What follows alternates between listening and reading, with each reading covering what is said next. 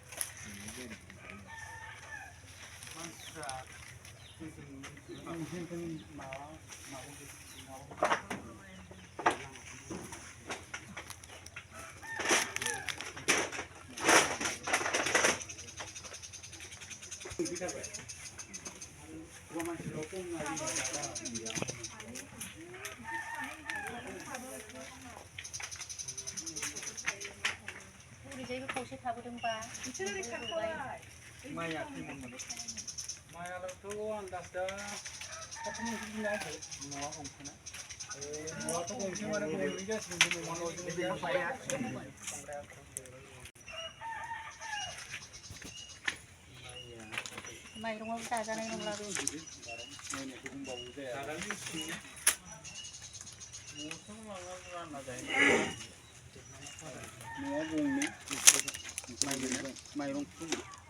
माइरं दोबसि मोननै दंमोन आरो थौ मोननै जागौमोन बे 1.5 मनसोआनो ना 1.5 मनसोआनो जागौमोन माइरं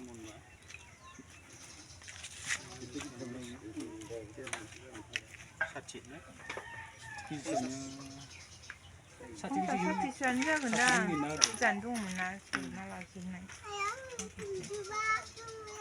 साइकेल गंनै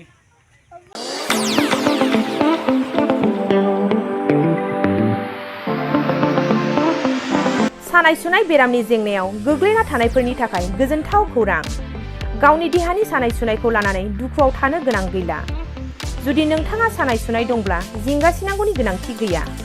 नंगौ, चिरां जिल्लानि बेंटल गेट सापागुरियाव थानाय एसआइ निउर'थेरापि सेन्टाराव नोंथाङा गोरलैयैनो देहानि सानाय सुनायखौ फाहामथाय लानो हागोन। बे सेन्टाराव सिं सानाय, आफादावदै सानाय, मोदोम जरा सानाय, आइजोफोरनि जेंना, खर' सानाय बायदि बायदि रोखोमनि बेरामखौ फाहामथाय होनाय जायो। बे एसआइ निउर'थेरापि सेन्टाराव बेरामिया थानानै फाहामथाय लानो हानायनिबो सुबिदा दङ।